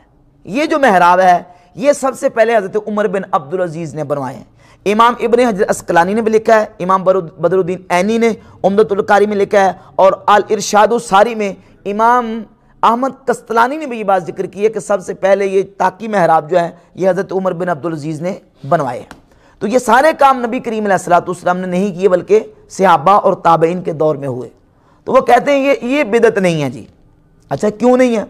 وہ کہتے ہیں حدیث میں آ گیا کہ نبی کریم علیہ السلام نے فرمایا خیر القرون قرنی ثم الذین یلونہم ثم الذین یلونہم، سب سے بہتر میرا زمانہ، پھر جو میرے ساتھ ملے ہیں، پھر جو ان کے ساتھ ملے ہیں. تو اس سے ثابت ہوا کہ وہ چونکہ بہتر زمانہ تھا اور بہتر زمانے میں جو کام ہوئے ہیں وہ برے نہیں ہیں. حالانکہ اس حدیث کا یہ مطلب بالکل غلط ہے. اس کا مطلب یہ نکلا کہ خیر قرون، پہلے تو یہ خیر قرون ہے کون کون سے، اس کی تعیین کیا ہے؟ شاہ ولی اللہ محدث دہلوی سے پوچھ لیں، وہ ازالۃ الخفا میں کہتے ہیں کہ یہ جو قرون ثلاثہ ہے نا یہ کون کون سے؟ پہلا قرن نبی کریم علیہ السلام کی ہجرت سے لے کر حضور کے وفات تک ہے، یہ پہلا قرن ہے. دوسرا قرن صدیق اکبر و حضرت فاروق اعظم کا دور خلافت ہے، یہ دوسرا قرن ہے. اور تیسرا قرن حضرت عثمان غنی کا 12 سالہ دور خلافت ہے. یہ 3 قرن مکمل ہو گئے. تو مطلب یہ نکلا کہ حضرت علی اور دیگر صحابہ کے دور میں جو کام ہوئے سارے کے سارے نعوذ باللہ برے ہیں. تو پہلے قرن کو تو متعین کریں نا. اور اگر آپ یہ کہتے ہیں کہ قرن سے قرون ثلاثہ سے مراد صحابہ اور تابعین کا دور ہے، تو اس کا یہ مطلب لینا کہ صحابہ اور تابعین کے دور میں جو کچھ ہوا وہ سارا صحیح ہے، تو یہ تو بالکل جو نا وہ سری جو نا وہ بالبداہت باطل ہے یہ بات کہ صحابہ اور تابعین کے دور میں جو کچھ ہوا ہے وہ سارا کا سارا صحیح ہے. بہت سارے باتیں میں حوالے پیش کر چکا ہوں، بہت ساری جو اعتقادی خرابیاں اور فتنے ہیں وہ حضور کے صحابہ کے دور میں پیدا ہوئے، صحابہ نے اس کا رد کیا ہے. سمجھ آ رہی نا بات؟ تو یہ کہنا کہ صحابہ تابعین کے دور میں جو کچھ ہوا سارے کا سارا خیر ہے اور ان کے بعد جو کچھ ہوا سارے کا سارا شر ہے، یہ بالکل ہی غلط ہے. یہ جو کہا گیا نا خیر القرون کا، قرون ثلاثہ کو خیر، وہ اس اعتبار سے ہے کہ بعد والوں کے اعتبار سے یہ تینوں زمانے بہتر ہیں. سمجھ آ رہی ہے؟ بعد والوں کے اعتبار سے تینوں زمانے بہتر ہیں. اس کی میں ایک مثال دے کے سمجھاؤں گا. صحیح مسلم میں حدیث نمبر 985 ہے. نبی کریم علیہ الصلوۃ والسلام نے ارشاد فرمایا خیر الصفوف الرجال اولھا، مردوں کی صفوں میں سے بہترین صف، خیر صف وہ پہلی صف ہے. وشرھا آخرھا، شرھا آخرھا. اب میں شر کا ترجمہ شاری کر دیتا ہوں، اور ان میں سے جو شر والی صف ہے وہ آخری صف ہے. اس کا اگر ظاہری مفہوم نکالیں تو یہ نکلے گا کہ نعوذ باللہ جو آخری صف ہے وہ شر والی ہے، اس میں کوئی خیر نہیں ہے بظاہر. تو حالانکہ یہ مفہوم نہیں ہے. مفہوم یہ ہے کہ پچھلی صفوں کی بنسبت اول صف میں خیر زیادہ ہے اور آخری صف میں خیر کم ہے، نہ یہ کہ آخری صف جو ہے وہ ساری کی ساری شر ہے. یہ وہ مفہوم مراد نہیں ہے. تو یہ جو کہا گیا خیر القرون قرنی ثم الذین یلونہم ثم الذین یلونہم، اس کا مفہوم یہ ہے کہ یہ 3 زمانے پچھلے آنے والے زمانوں سے کیا ہیں؟ خیر کے اعتبار سے بہتر ہیں، زیادہ خیر ہے. باقی حضور کی تو ساری امت خیر ہے. کنتم خیر امت اخرجت للناس، تم بہترین امت، ساری کی ساری امت خیر ہے. ہاں یہ ہے کہ بعد میں آنے والی امت سے امت کا جو پہلا حصہ ہے اس میں خیر کیا ہے؟ زیادہ ہے. باقیوں کی بنسبت اس میں خیر کیا ہے؟ زیادہ ہے. اور اگر یہاں بھی تسلی نہیں ہوتی تو جامع ترمذی کی وہ صحیح سند کے ساتھ حدیث ہے، حدیث نمبر 2869، وہ اس مسئلے کو بالکل واضح کر دی کہ سرکار دو عالم علیہ الصلوۃ والسلام نے ارشاد فرمایا مثل امتی مثل المطر، میری امت کی مثال بارش کی طرح ہے. امت کی مثال بارش کی طرح. لا یدرا اولھا خیر ام آخرہ، نہیں معلوم کہ اس کا پہلا بہتر ہے، اس کا پہلا خیر ہے یا اس کا آخر خیر ہے، اس کا پہلا خیر ہے یا اس کا آخر خیر ہے۔ حدیث کا مطلب کیا ہے؟ حدیث کا مطلب یہ ہے، اب مثال بارش کے ساتھ جو تمثیل بیان کی گئی ہے، مطلب یہ ہے کہ جس طرح بارش کا ہر قطرہ نافع اور برکت والا ہوتا ہے، خیر ہی خیر ہوتا ہے، یہ ساری کی ساری امت خیر ہے، اس کا پہلا بھی خیر ہے اور اس کا بعد والا بھی خیر، آخر تک یہ ساری امت خیر ہے۔ اور قرآن کی آیت موجود ہے، کنتم خیر امت، تم خیر امت ہو۔ تو اب وہ جو خیر القرون کرنی ہے، اس کا مفہوم یہ ہے کہ خیر کے اعتبار سے باقیوں کی بنسبت یہ زمانے کیا ہیں؟ خیر ہے۔ یہ ہرگز مراد نہیں ہے کہ جو اس زمانے میں ہوا وہ سارے کا سارا خیر ہے اور جو بعد میں ہوگا وہ سارے کا سارا شر ہے، ٹھیک ہے نا؟ تو صحابہ کے دور میں اس خیر قرون میں بھی برے کام ہوئے ہیں اور صحابہ نے خود برے کاموں پر نکیر کی ہے، ان کا رد کیا ہے۔ اس کی چند مثالیں، مثال کے طور پر مصنف عبدالرزاق پہلی جلد صفحہ 475 پہ سیدنا عبداللہ ابن عمر رضی اللہ تعالیٰ کے حوالے سے ہے کہ ان کے سامنے کسی شخص نے مسجد میں تصویب کہی تو آپ نے فرمایا بنا من عند حاذ المبتدع، ہمیں اس مبتدع سے دور لے چلو، یہ بدعتی ہے جو مسجد میں بدعتی طریقہ بدعتی کام کر رہا ہے۔ اب کسی شخص نے کیا نا تو عبداللہ بن عمر نے اس کا رد کیا، اس کی بدعت کو واضح کیا، اور اس کے ساتھ حضرت عبداللہ بن مغفر رضی اللہ عنہ ان کے بیٹے نے نماز میں جہرن اونچی آواز میں تسمیہ پڑھی، بسم اللہ الرحمن الرحیم اونچی آواز میں پڑھی، تو حضرت عبداللہ بن مغفل نے فرمایا، جامع ترمذی حدیث نمبر 244، اے بنیا محدث ایاک والحدث، اے بیٹے بچ، یہ بدعت ہے، بدعت سے بچ کے رہے۔ صحابہ کے دور میں، یہ صحابہ کے دور کے بعد نہیں ہے، صحابہ کے دور میں تو بدعت بدعت ہے، چاہے وہ نیا کام ہے، چاہے وہ پرانا ہے، چاہے صحابہ کے دور میں اور چاہے وہ صحابہ کے دور کے بعد میں ہے، وہ اگر برا ہے تو بدعت مذمومہ ہے۔ تو بحمد تعالیٰ اس سے بالکل واضح ہو گیا کہ یہ جو ایک اشکال پیش کیا جاتا ہے، یہ شبہ پیش کیا جاتا ہے کہ خیر القرون میں جو کچھ ہوا وہ سارے کا سارا صحیح ہے، یہ بات درست نہیں ہے۔ خیر القرون میں جو اچھا ہے وہ اچھا ہے، اور جو بری باتیں ہیں خوارج اور اس طرح روافظ اور دیگر معتزلہ، دیگر جو مرجیہ فرقے وغیرہ نکلے ہیں وہ برے ہیں، اور جنہوں نے کوئی بدعتی یا برا طریقہ ایجاد کیا اس کی مذمت بیان کی گئی ہے، اور وہ برا ہے چاہے وہ صحابہ کرام کے دور میں ہی کیوں نہ نکلا ہو۔ امام غزالی رحمۃ اللہ علیہ نے احیاء العلوم کی جلد نمبر 2 صفحہ نمبر 407 پہ یہ بڑا زبردست عبارت لکھی ہے، فرماتے ہیں کہ وقول القائل، قائل کا قول، جو لوگ یہ کہتے ہیں ان ذالک بدعۃ لم یکن فی الصحابہ، کہتے ہیں یہ کام بدعت ہے کیونکہ یہ صحابہ نے نہیں کیا۔ امام غزالی فرماتے ہیں فلیس کل ما یحکم باباحتہ منقولا عن الصحابہ رضی اللہ تعالیٰ عنہم، کہ جس کام کو ہم مباح کہتے ہیں، ہم اس کو جائز قرار دیتے ہیں، ان کا صحابہ سے منقول ہونا ضروری نہیں ہے کہ وہ صحابہ سے منقول ہو تو تب جائز ہے، اور صحابہ نے وہ کام نہ کیا تو وہ ناجائز ہو جائے گا۔ صحابہ کا نہ کرنا کسی کام کو ناجائز قرار نہیں دیتا، بلکہ فرماتا ہے انما المحظور، ممنوع وہ کام ہے ارتکاب بدعت، بدعت کا ارتکاب کرنا، اور ایسی بدعت تراغم سنتا معصورہ، جو سنت معصورہ کی مخالف ہو۔ تو فرماتے ہیں کہ جو سنت معصورہ کے خلاف ہو، وہی حدیث ما احدث قوم بدعتا الا رفع مثل من السنہ، جب کوئی بدعت آئے گی تو اس کے مقابل میں سنت طریقہ اٹھ جائے گا اور سنت ختم۔ تو بدعت رافع سنت ہے، سنت کو مٹانے والی ہے، جس سے سنت اٹھ جاتی ہے اس کو کیا کہتے ہیں؟ بدعت کہتے ہیں۔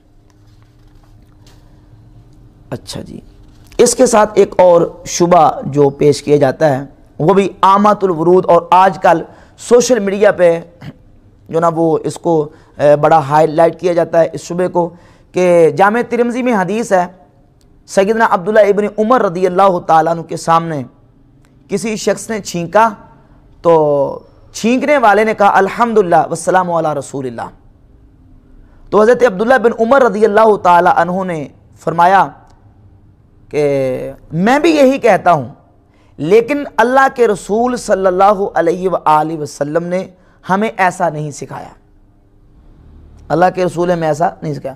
وہ کہتے ہیں یہ دیکھ لیں، ایک نبی کریم علیہ السلام پہ درود بھیجنا اچھا کام ہے، تم کہتے ہو اچھا کام ہو تو وہ نہ بھی کیا ہو تو جائز ہے، تو دیکھیں عبداللہ بن عمر کے سامنے اچھا کام ہی کسی شخص نے کیا تھا نا، تو لیکن اس کے باوجود بھی عبداللہ بن عمر رضی اللہ تعالیٰ نے فرمایا کہ یہ اللہ کے رسول علیہ السلام نے ہمیں نہیں سکھایا، اس لیے تم نہ کہو۔ تو ثابت ہوا کہ اچھا کام بھی ہو تو جو اللہ کے نبی نے نہیں کیا وہ حرام ہے، وہ بدعت ہے، وہ ناجائز ہے۔ اس کا جواب میں دو طریقے سے عرض کروں گا۔ ایک تو اس حدیث کا جواب امام بہقی نے اپنی کتاب شعب الایمان میں دیا ہے۔ شعب الایمان کی حدیث نمبر 9327 ہے، جلد نمبر 7 صفحہ نمبر 24 ہے۔ 24 اور 25 پر امام ترمذی رحمہ اللہ نے تقریباً امام بہقی نے اس کو 3 سندوں کے ساتھ بیان کیا ہے۔ کتنی سندوں سے؟ 3 یا 4 سندوں کے ساتھ۔ ایک سند ہے جس میں ابن زیاد راوی، زیاد بن ربی، نام کیا؟ زیاد بن ربی راوی ہے۔ یہ جو روایت ہے نا جس میں یہ فرمایا گیا کہ ہمیں اللہ کے نبی علیہ الصلوۃ والسلام نے ایسا نہیں سکھایا، اس میں زیاد بن ربی راوی ہے۔ اور اس سے جو اگلی اسناد ہیں اس میں حضرت عبداللہ بن عمر رضی اللہ تعالیٰ اسی شخص کو کہتے ہیں جس نے چھینکتے وقت الحمدللہ تو کہا لیکن نبی کریم علیہ السلام پہ درود و سلام نہیں بھیجا، تو آپ نے اس کو ترغیب دیتے ہوئے کہا کہ قد بخلتا، تو نے بخل کیا ہے، اللہ کی حمد تو کی ہے، فحلہ ہے سو حمد اللہ صلیت علی نبی صلی اللہ علیہ وسلم، اور نبی کریم علیہ السلام پہ درود کیوں نہیں بھیجا؟ درود بھیجو، حمد کے ساتھ کیا کرو؟ درود بھیجو، حمد بھی درود بھی بھیجو، تم نے بخل کیا ہے۔ لو تممتا والسلام علی رسول اللہ صلی اللہ علیہ وسلم، کاش کہ تو الحمدللہ کے ساتھ والسلام علی رسول اللہ بھی کہہ دیتا۔ اب یہ 2 سندیں امام بہقی ساتھ لے کے آئے ہیں۔ پہلی سند میں زیاد بن ربی راوی ہے جو کہ ترمذی کی سند بھی ہے اور شعب الایمان کی سند بھی ہے، اس میں زیاد بن ربی ہے، اور دوسری 2 جو سندیں ہیں اس میں زیاد بن ربی نہیں ہے۔ اب امام بہقی کا تبصرہ سنیں۔ امام بہقی شعب الایمان کی جلد 7 صفحہ 25 پر لکھتے ہیں، فرماتے ہیں الاسنادان الاولان اصح من روایت زیاد بن ربی، پہلی 2 سندیں جس میں حضرت عبداللہ بن عمر ترغیب دیتے ہیں کہ بھئی حمد کے ساتھ حضور پہ درود بھی بھیجو، کہتے ہیں وہ پہلی 2 سندیں زیاد بن ربی کی سند سے زیادہ صحیح ہیں۔ پہلی 2 سندیں زیاد ابن ربی کی سند سے زیادہ صحیح ہیں۔ وَفِيهِمَا دَلَالَةٌ عَلَى خَطِ رِوَایَةٍ، راوی زیاد بن ربی کی خطا پر دلیل ہے۔ وَقَدْ قَالَ الْبُخَارِيُّ فِيهِ نَظْرٌ، امام بخاری نے اس کے بارے میں کہا کہ اس میں نظر ہے، یعنی یہ راوی مختلف ہی ہے، اس کی روایت میں کیا ہے؟ اختلاف ہے۔ تو اب 2 روایتیں ہیں، ایک میں یہ ہے کہ جب اس نے حمد کی پڑھی تو ساتھ حضور پہ سلام پڑھا، عبداللہ بن عمر نے رد کیا، اور 2 سندیں صحیح سندیں جس میں یہ کہ اس نے صرف حمد پڑھی ہے تو آپ نے فرمایا کہ حمد کے ساتھ تو درود کیوں نہیں پڑھتا؟ درود بھی پڑھ، تم نے بخل کیا ہے، کاش کہ تو مکمل کر لیتا درود بھی پڑھتا۔ ان 2 سندوں کے بارے میں امام بہقی کہتے ہیں کہ الاسنادان الاولان اصح ہو، وہ پہلی 2 سندیں کیا ہیں؟ زیادہ صحیح ہیں۔ اچھا، اس کے ساتھ عبداللہ بن عمر رضی اللہ تعالیٰ کا اپنا عمل دیکھیں۔ اب اس عمل سے یہ بھی بالکل بات واضح ہو جائے گی کہ وہ تو ان کلمات میں اضافے کے خود قائل ہیں۔ یہ صحیح مسلم ہے، صحیح مسلم کو اٹھائیں، حدیث نمبر ہے 2811، 2811 نمبر حدیث ہے، جہاں تلبیہ کا بیان آتا ہے۔ حضرت سیدنا عبداللہ ابن عمر رضی اللہ تعالیٰ عنہ تلبیہ بیان کرتے ہیں کہ نبی کریم علیہ الصلوۃ والسلام حج کے موقع پہ تلبیہ کون سا پڑھتے تھے؟ لبیک اللہم لبیک، لبیک لا شریک لک لبیک، ان الحمد والنعمت لک والملک لا شریک لک، بیان کیا کہ یہ نبی کریم علیہ السلام پڑھا کرتے تھے۔ اب 2811 نمبر حدیث اور 12 اور 13 ساری دیکھتے جائیں، اور حدیث نمبر 2814 میں حضرت عمر فاروق کا بھی ذکر ہے۔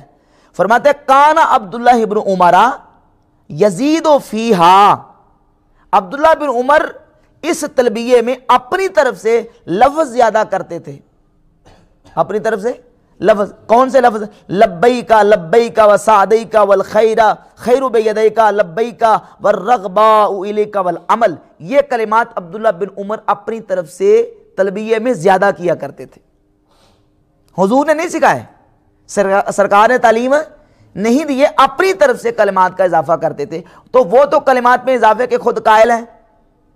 جو کلمات میں خود اضافے کا قائل ہو وہ کیسے جو مخاطب کو نکیر کر سکتا ہے کہ تم نے یہ کلمات اپنی طرف سے زیادہ کیوں کیے؟ ایک دلیل یہ. حضرت عمر کا بھی یہی عمل تھا. حدیث نمبر 2814 حضرت عبداللہ بن مسعود اور حضرت امام حسن مجتبی طبقات ابن سعد میں روایت موجود ہیں, وہ بھی تلبیہ کے کلمات میں اضافہ کرتے تھے.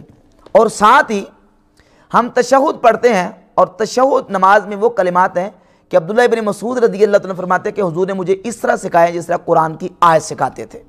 حضور نے اس طرح سکھایا. لیکن حضرت عبداللہ بن عمر جب پڑھتے تھے تشہد کے کلمات تو وہ ابو داؤد کی حدیث نمبر 971 ہے, فرماتے ہیں زدت فیہا. جب تشہد کا بیان آتا ہے اشہد ان لا الہ الا اللہ و اشہد ان محمد عبدہ و رسولہ, یہ کلمات ہیں جو حضور نے عبداللہ بن مسعود کو سکھائے قرآن کی آیت کی طرح. عبداللہ بن عمر کہتے ہیں زدت فیہا, میں نے از خود اس میں ایڈ کیے ہیں لفظ وحدہ لا شریک لہ. صحیح سند کے ساتھ ہے ابو داؤد میں, وحدہ لا شریک لہ, یہ لفظ زدت فیہا میں نے اضافہ کیا ہے. تلبیہ میں اضافہ, تشہد میں اضافہ. اور پھر آگے آ جائیں ابو داؤد کی حدیث نمبر 774.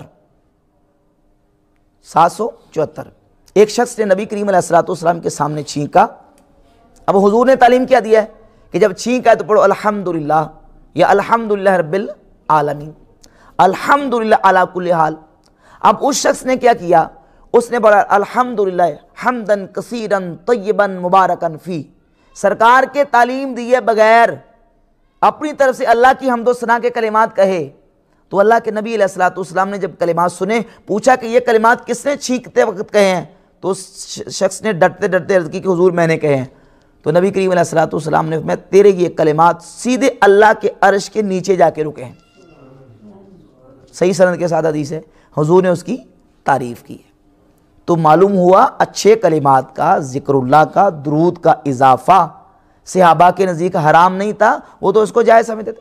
تلبیہ میں کلمات کا اضافہ کرتے تھے. وحدہ لا شریک لہ کے خود بارے کہتے ہیں زدت فیہا میں نے اضافہ کیا, اور اس صحابی نے پھر کیا. پھر بخاری میں حدیث موجود ہے کہ ایک شخص نے نبی کریم علیہ السلام کے پیچھے جب سرکار نے سمع اللہ لمن حمدہ کہا تو انہوں نے ربنا لک الحمد حمدن کثیرن طیبا مبارکن فی کے کلمات کہے. نبی کریم علیہ السلام نے فرمایا کہ تیرے ان کلمات کو تقسیم کرنے کے لیے 30 سے زیادہ فرشتے تیرے کلمات کو تقسیم کرنے کے لیے آسمانوں سے اترے.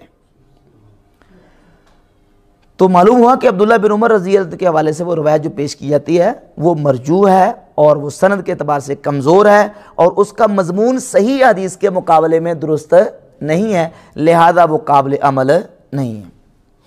اور اس کے ساتھ ساتھ ایک جو بات آخری میں کرنا چاہتا ہوں وہ حضرت عبداللہ ابن مسعود رضی اللہ تعالیٰ کے حوالے سے ایک روایت سنن دارمی سے پیش کی جاتی ہے کہ حضرت عبداللہ ابن مسعود رضی اللہ تعالیٰ عنہ نے دیکھا کہ کچھ لوگ مسجد میں حلقہ بنا کے ذکر کر رہے تھے, تو آپ نے ان کا رد کیا.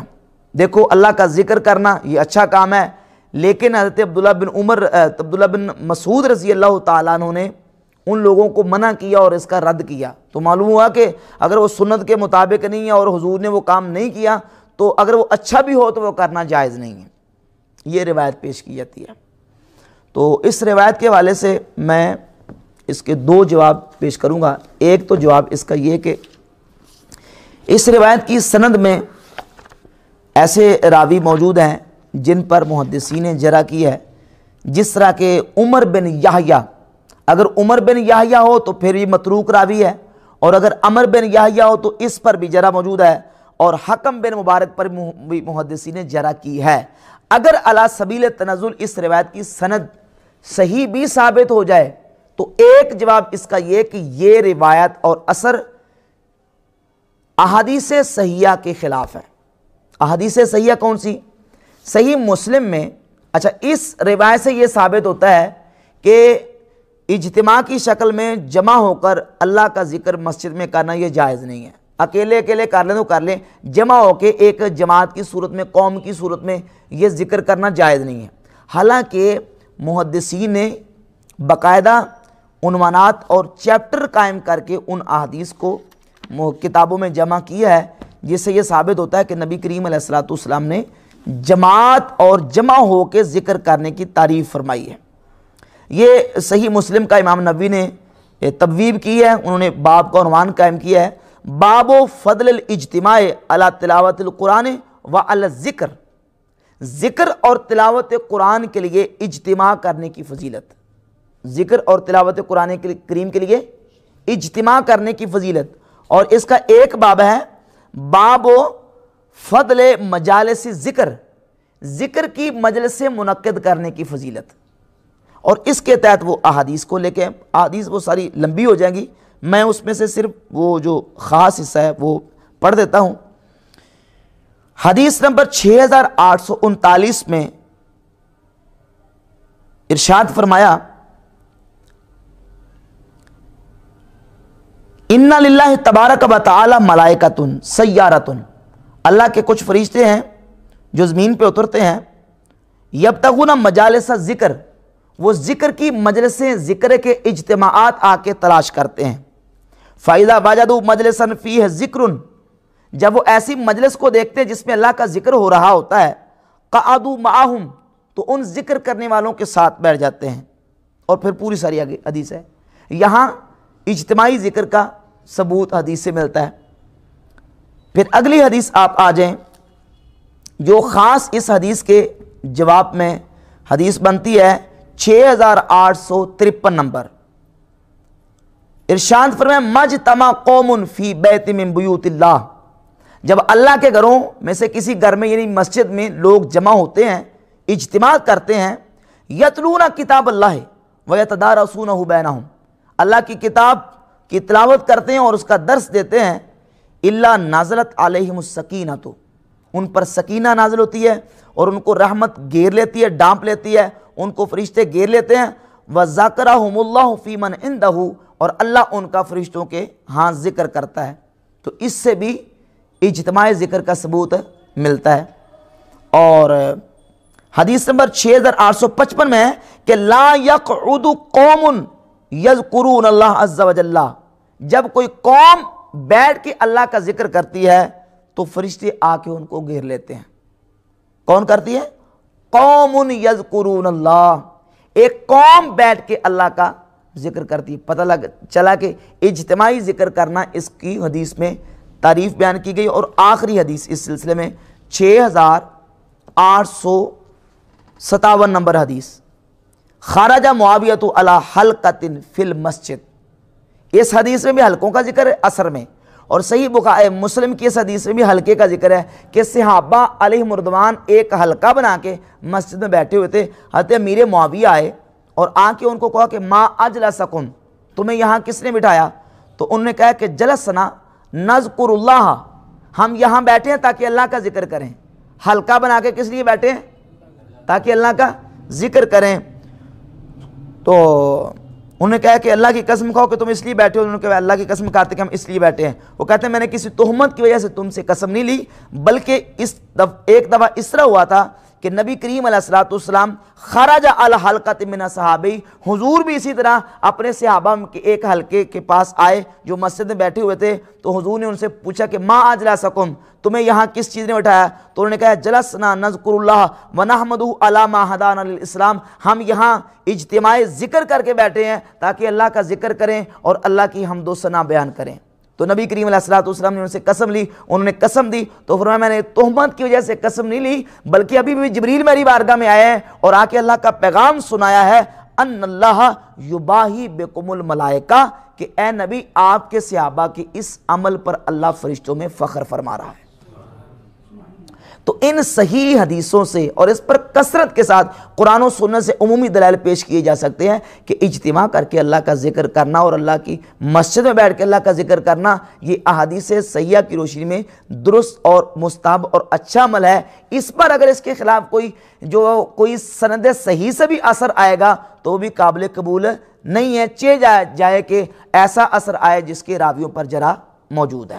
اور پھر اگر اس پورے اثر کو آپ دیکھتے ہیں تو اس اثر میں حضرت عبداللہ ابن مسعود رضی اللہ تعالی عنہ نے جو رد کیا ہے، تردید کی ہے، وہ ذکر اللہ کی اور اجتماع کر کے اللہ کا ذکر کرنے کی تردید نہیں، بلکہ یہ تردید تھی ان خوارج کی جو خارجی اللہ کا ذکر اس انداز سے کر کے لوگوں کو باور کروانا چاہتے تھے، اور وہ ریاکاری کر کے لوگوں کو دکھانا چاہتے تھے کہ گویا کہ ہم بہت بڑے اللہ کے ذاکر ہیں۔ اس حدیث کا اگلا حصہ جو ہے وہ اس میں کلمات ہیں، وَكَمْ مِن مُرِيدٍ لِلْخَيْرِ لَن يُصِيبَهُ۔ عبداللہ ابن مسعود فرماتے ہیں کہ بہت سارے ایسے بلائی کرنے والے ہیں کہ وہ اس بلائی کو نہیں پہنچتے۔ ان رسول اللہ صلی اللہ علیہ وسلم حدثنا، اللہ کے رسول نے ہم سے حدیث بیان کی، ان قوما یقرؤون القرآن لا یجاوز تراقیہم، ایک قوم قرآن پڑھے گی، قرآن ان کے حلق سے نیچے نہیں جائے گا، وَأَيْمُ اللَّهِ مَا أَدْرِي لَعَلَّ أَكْثَرَهُم مِّنكُمْ، اور اللہ کی قسم معلوم ہوتا ہے کہ وہ ان کی اکثریت وہ تم ہو۔ ثم تولیٰ عنہم، پھر عبداللہ بن مسعود پھر گئے۔ راوی عمر بن سلمہ کہتے ہیں رأینا عامۃ اولئک الحلق یطاعنون یوم النہروان مع الخوارج، ہم نے دیکھا کہ وہی حلقہ بنا کے ٹولیوں میں اللہ کا ذکر کرنے والے لوگ جن کے بارے میں عبداللہ بن مسعود نے جن کا رد کیا تھا، یہ وہی خارجی نکلے جو مولا علی کے مقابلے میں نہروان کے مقام پر آئے تھے، تو وہ خارجی تھے جن کا حضرت عبداللہ بن مسعود نے رد کیا۔ تو یہ مختلف طریقوں سے اس اثر کا جواب جو ہے وہ دیا جا سکتا ہے۔ احادیث صحیحہ کے مقابلے میں اللہ کا ذکر کرنے سے روکنے کے حوالے سے اس اثر کو حجت اور دلیل نہیں بنایا جا سکتا۔ تو بحمد تعالیٰ بدعت کے حوالے سے یہ جو دلائل تھے میں نے آپ کے سامنے وضاحت کے ساتھ پیش کر دی، اور ایک آخر میں ایک دو باتیں اور جو اٹھائی جاتی ہیں، کہتے ہیں آپ کہتے ہیں کہ کام اچھا ہو تو وہ کر لینا جائز ہے، تو پھر تم نماز میں ایک رکعت میں 2 سجدے کرتے ہو تو سجدہ تو اچھا نیک عمل ہے، تم 3 کر لیا کرو، تم 3 کیوں نہیں کرتے؟ اچھا ہی ہے نا، کرو نا، کیوں نہیں کرتے؟ تو بھئی بات یہ ہے کہ میں نے عرض کیا ممانعت جو ہے وہ کبھی صراحتاً ہوتی ہے، کبھی اشارتاً، کبھی تصریحاً، کبھی تلویحاً ہوتی ہے۔ تو اب ہم 2 سجدے کیوں نہیں کر سکتے؟ ایک تو یہ کہ ایک رکعت میں 2 سجدے کرنا رسول اللہ صلی اللہ علیہ وسلم کی سنت ہے، اور 2 یہ عدد خاص ہے، 2 عدد خاص ہے۔ خاص کا مطلب کیا کہ 2 اس کو کہتے ہیں جو 1 کے اوپر ہوتا ہے، 3 سے نیچے ہوتا ہے، 1 کے اوپر اور 3 کے نیچے، وہ 2 عدد خاص ہے۔ اگر ہم 3 کریں گے تو وہ 2 نہیں رہے گا، اور اگر 1 کریں گے تو پھر بھی 2 نہیں رہے گا۔ حالانکہ ایک رکعت میں کتنے سجدے سنت ہیں؟ یہ سنت سے بڑا طریقہ ہے اسلام کا، کتنے؟ 2۔ اگر 3 ہوں گے تو وہ سنت نہیں رہیں گے، تو لہٰذا وہ سنت کی تبدیلی ہوگی۔ اور ما احدث قوم بدعۃ الا رفع مثل من السنہ، جب کوئی قوم بدعت طریقہ ایجاد کرتی تو اسے سنت اڑ جاتی ہے۔ جو سنت کو ختم کر دے وہ بدعت ہوتا ہے، وہ درست اور جائز طریقہ نہیں۔ پھر کہتے ہیں تم جنازے کے بعد دعا کرتے ہو تو تم جنازے کی اذان کیوں نہیں دلواتے؟ جنازے کی اذان بھی دلا دیا کرو، اذان دینا ثواب کا کام ہے، تو جنازے کی اذان بھی دلواؤ۔ تو بھئی جنازے کی اذان